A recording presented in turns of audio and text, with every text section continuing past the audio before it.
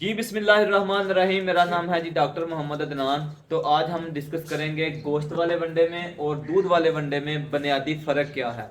क्योंकि मेरे ख्याल में हर फार्मर को पता होना चाहिए कि दूध वाले वनडे में और गोश्त वाले वनडे में क्या फ़र्क है।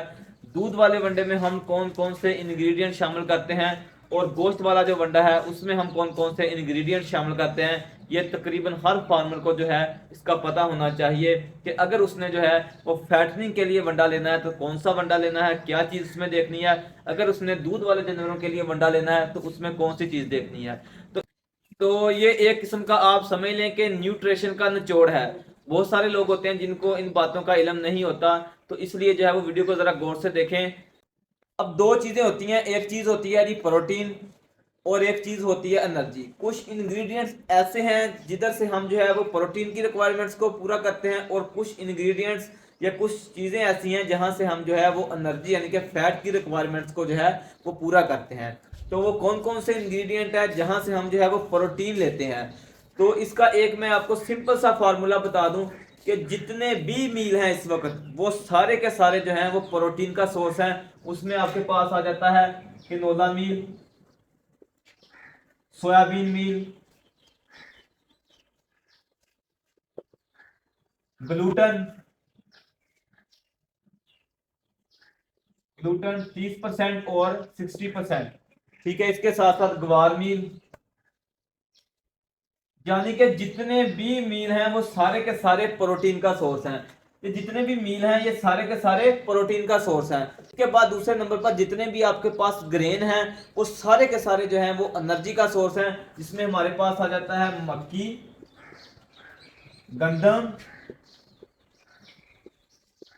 बाजरा, चावल और शीरा।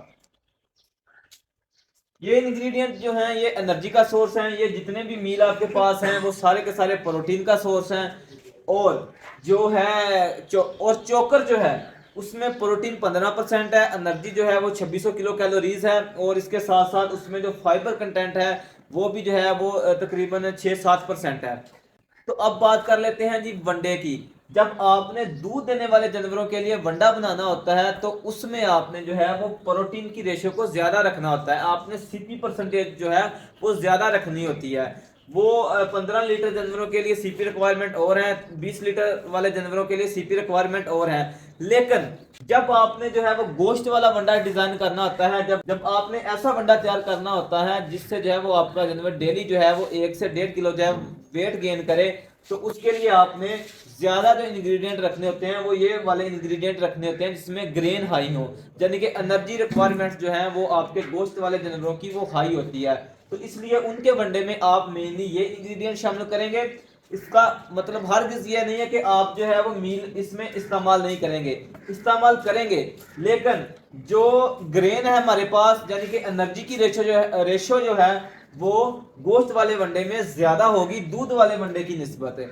तो इसलिए आपने क्या करना है, जब गोश्त वाला वंडा डिजाइन करना है आपने, तो उसके अंदर आपने ये जो ग्रेन है उसका लेवल आपने हाई रखना है और जो मील है उसका लेवल आपने थोड़ा रखना है।